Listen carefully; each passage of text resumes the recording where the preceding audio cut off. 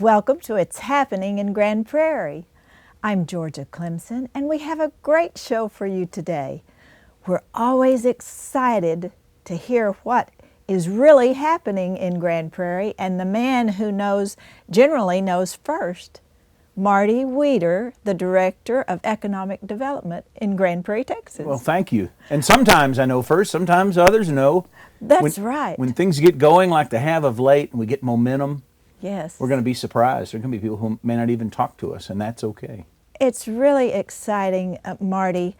Grand Prairie, with all that's going on here, is different from some of our surrounding cities who are experiencing not very much going on due to COVID. We actually have done pretty well, and a good part of it is because of where we're located, and with an understanding that we've got this grid of streets. People can get around.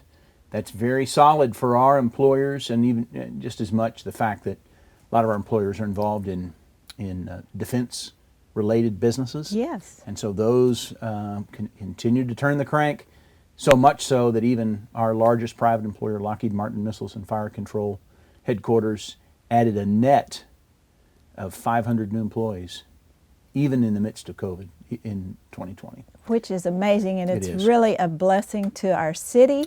Yes, ma'am. And to those that are employed there. It's just really a miracle. It is. It truly is a blessing to see them, to see just, I think yesterday or the day before, Airbus announced that they had a very solid 2020. When you see those kinds of things take place, you've got to give thanks. Yes. But also come to realize that that sometimes the ones that employers like that are forgotten about bring much more value than people see or that meets the eye. Yes. I know our viewers and maybe our citizens don't appreciate them as much, but what they do like to hear about is new restaurants. Oh, yes. New activities, new things going on that they can enjoy and that add to our quality of life. What do we have in that area? Oh, a couple of things. You were just with me on Friday when we had that tremendous. It wasn't really a groundbreaking. It was a pickleball pounding. If you can, for lack of a better term, we had to go indoors. But for Chicken and Pickle, to have Dave Johnson, the founder and the owner, and his team come down. They had a reason to come down and visit anyway, but they made a stop in Grand Prairie, and we were able to really celebrate. The construction has begun. A key construction company, their contractor that's worked on so many of theirs. They're getting started. If the weather, depending on how things go in 2021, 8, probably 10 months. So by the fall, we're going to get to open up the first of its kind in North Texas, a phenomenal restaurant that will serve as a great place for people who are needing to hold family reunions or for bachelor and bachelorette parties, for any kinds of events. It's a natural for that. And they also play a little bit of pickleball there, too. Yes, but it is so much more than pickleball. It is. And I know a lot of people don't even realize what we're talking about when we say chicken and pickle. It begins with the chicken. They had a chef that's a partner in their company, Bill Crooks, who I got to meet when I originally went up there 3 years ago. And he put in place a phenomenal menu, did the research. They wanted it to be a place that was very attractive for quality foods. They'll toss in a little, being in Kansas City, they toss in a little bit of barbecue in there. They've got a great, as we recall, corn side on their menu. Great food. And they've wanted to foster that. I think the thing that stuck with me was not only the indoor and the outdoor pickleball, the cornhole and horseshoes and other outdoor games, but also a human scale stand-up battleship game. Yes. And so I know you've been and seen too what they've got in North Kansas City and Wichita, Kansas. This past summer in San Antonio, they just opened up one in Oklahoma City this past week, planning another one in Kansas. But right. I don't think people realize the magnitude of it and how big this is for Grand Prairie. Yes, ma'am. That it's huge, that they could have gone anywhere in the Metroplex in North Texas. They could have. They could have. And we tried to be as persuasive as possible with them to say, look, this is a great place for you to land first. Because they really embraced the vision that our city council has had for Epic Central and recognized to be where hotels are going to be built, where there's other restaurants close by, but there's so much there with the Summit, with Epic Waters and the Epic. They wanted to be right in the middle of everything, and they view it that way. I think we know there's going to be immunity. People will feel safe getting together again, and this is going to be just the kind of magnet. Because of where they're located, they're going to be, for many coming to that area of our town, one of the first things they see. And when you see so many people getting together and having fun in a different atmosphere, it can lead to some great things. And as you know, being a great pickleball player, it could lead to some tournaments and some other events in concert with the Summit and the Epic. And so that makes it fun as well. It makes for a great spot for people to come and visit who haven't been to Grand Prairie before. Yes, and the good news is so much of it is outdoor. Yes. So it would be safer for us during a pandemic to be outdoors to go celebrate. That's right. That's right.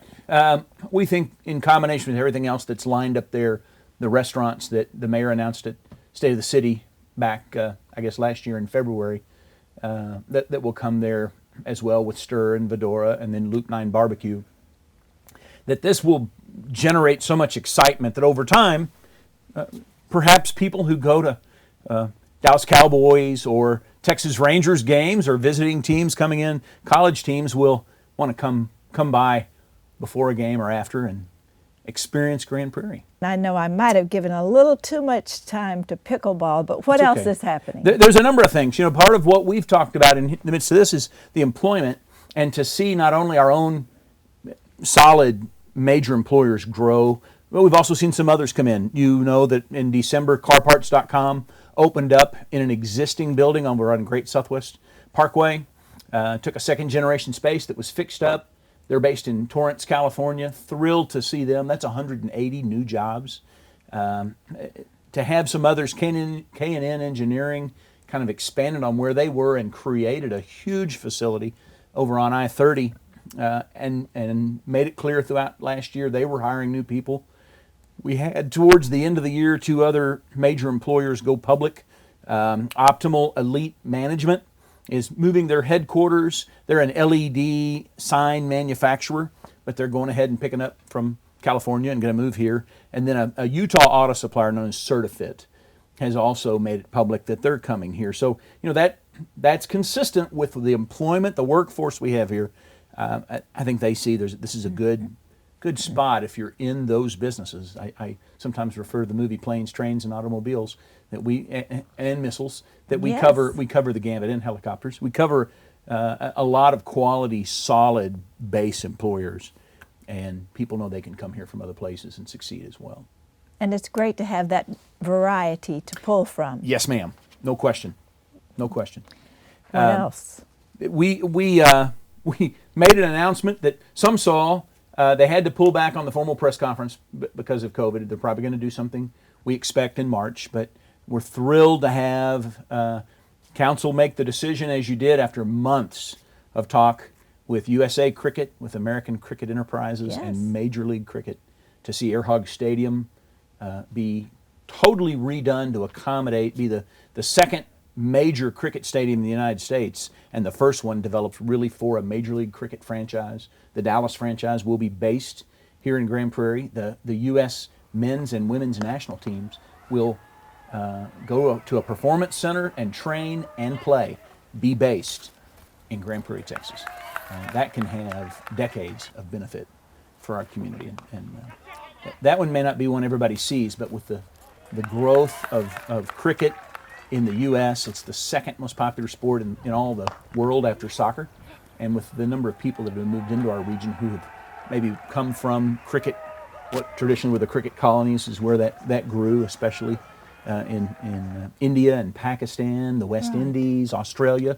As those expats come and move into our region, they're bringing with them their enthusiasm for cricket. So that's Yes. that's a good thing that we're going to realize some benefit from, because they're going to be playing that sport, enjoying it, and introducing their kids to it right here in Grand Prairie. Right, and if we don't happen to be personally a cricket fan, we might be a fan of some of the things that it draws into Grand Prairie and into that area. Great, excellent point. With it being located where it is, close to Lone Star Park, with the efforts we can see, that being in an opportunity zone, the one thing I think you'll see, because it had bipartisan support when it was put in place in the last Tax Act, you'll see that, I think, be maintained.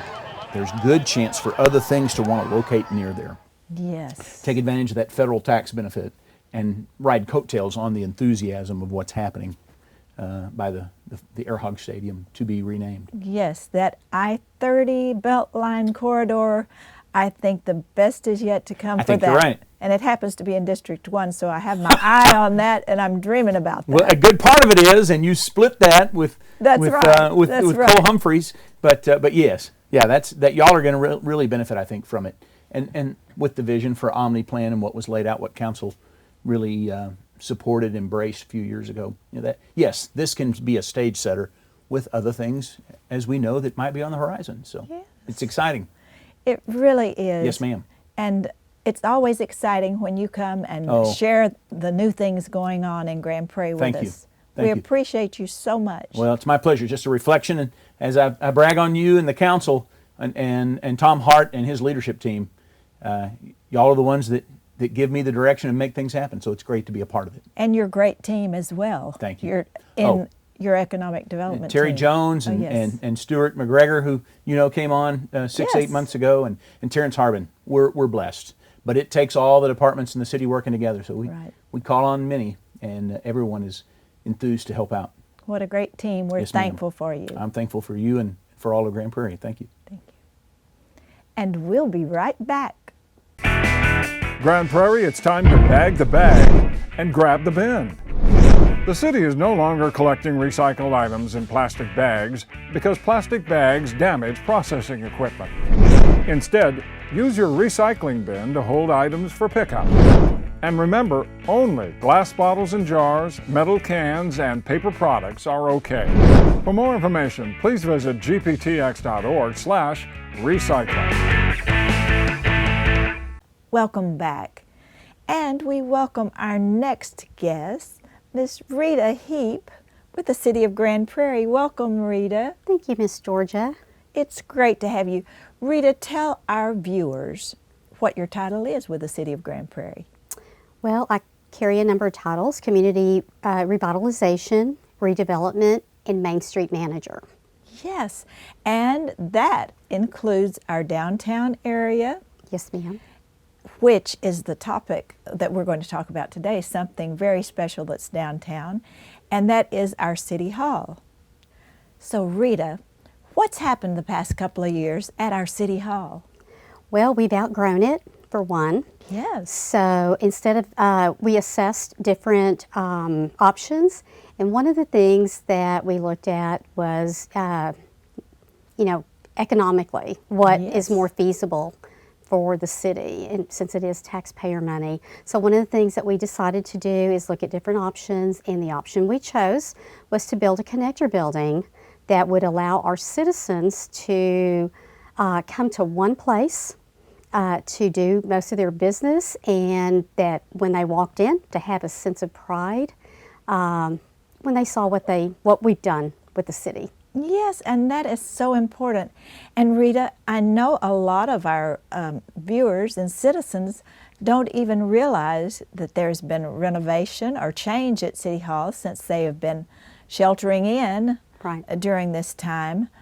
But if they did come to City Hall, they could see the beautiful building, the front that has changed. I think that is very beautiful when you drive up to see that. That's the actual lobby. That's the entrance, isn't it? Considered the main entrance? Yes, ma'am, that is the main entrance. And once they come in, they will find a guest desk where they can ask for instructions or ask for the people that they are looking for.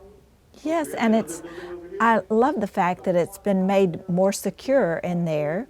And when they walk in now, they can use the hand sanitizer Right. and get a mask if they don't already have one, because a mask is required if they're coming to City Hall, isn't it? Yes, ma'am, it is. It is. It is. And when they go in there, as you said, there's an information desk. Mm-hmm. And from there, they can direct them to whatever their business is at City Hall. That's correct. We have some marshals that are in a secured area that are there to help the public and direct them, you know, with whatever business they have here at City Hall or who they're here to see. I remember, Rita, it was very difficult during bad weather, if it were rainy or cold or anything, that if you came to the main entrance and they said, you need to go over to the far east wing, or you need to go to the water department or something, sometimes you would have to walk outside. Right. So this has solved another problem, hasn't it? How did they do that? Well, the connector building has connected the old City Hall building, which is now called City Hall West, and the new City Hall is City Hall Central, and the Development Center, which is also connected now, is City Hall East. So you can do business all under one roof. I think that is really a wonderful asset for the city and for our citizens to be able to do that. Now, at this time, Rita, and of course it may be changed because I know there are a lot of things going on all the time at City Hall, but where would I go if I wanted to pay my water bill? Well, you have two options. The first option is coming inside, especially if you want to open a new account. The marshals will direct you where it is. It's going to be in City Hall East. All of our windows in the new Development Center were coded specifically. They're color coded to make it an easier process and easier to locate for the citizens or employees or people that aren't familiar with City Hall. The other option is to drive through the existing on the east side of City Hall. So that's still open, but there is no walk-up on the east side anymore. I see. And also, they might choose the option just to pay online, right? Option to pay online, yes, in your pajamas, I think is what their slogan is. That's an easy way. Yes. That's an easy way. And then you've told us, tell us exactly again, I've got to get it straight in my mind, the east and west, who occupies each one or which departments? Okay, so in City Hall Central, which is the new City Hall, Yes. We have the City Manager's Office, the City Attorney, City Secretary, and Economic Development, and our Community Revitalization Department is also up there. We have Human Resources, we have Finance, Purchasing, all in City Hall Central. City Hall Central. Okay, And I then- have that straight now. Okay, and then City Hall East, it's pretty much everyone that was still in the Development Center, so our planning, permitting, code enforcement, we do have water utilities over there now. Anything that requires permitting or talking about any planning, developers will come there to start the process for developing, just like it was at the Development Center before. City Hall West is more people that do not have access, need access to the public too much, which is our audit department, IT, and our council chambers is still in City Hall Yes, West. yes. And the briefing room is still there, and marketing. So we're spread out, but again, under one roof, and we can go from one department to another without being out in the elements. Right. So if I want to go to any of those departments, I come in the central entrance Yes. location only. Is that correct? Correct. That we have one entrance only, and just check in at the front desk, and they will direct you. And that makes it much more secure, doesn't it? It does Having make it the more one. secure, especially in the times that we're living in now. Yes. So employees need to feel safe. Our community needs to feel safe, and I do believe that we've done that. Yes.